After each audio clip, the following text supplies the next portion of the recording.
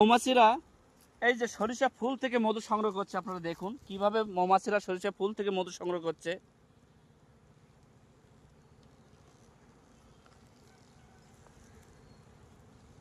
সরিষা ক্ষেতটা কত বড় দেখুন, বিঘার পর বিঘা শুধু সরিষা সরিষা আর সরিষা, হলুদ হলুদ আর হলুদ।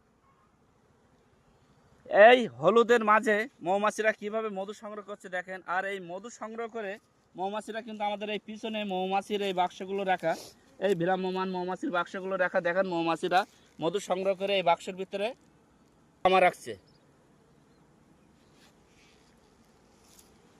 আর আমরা কিন্তু এই বাক্স থেকে এই মৌমাছির এই যে নতুন সরিষা ফুলের মধু কালেকশন করে আপনাদেরকে দিয়ে থাকি। আপনারা জানেন সরিষা ফুলের মধু অত্যন্ত সুস্বাদু মধু, এটা ছোটদের জন্য অনেক উপকারী মধু।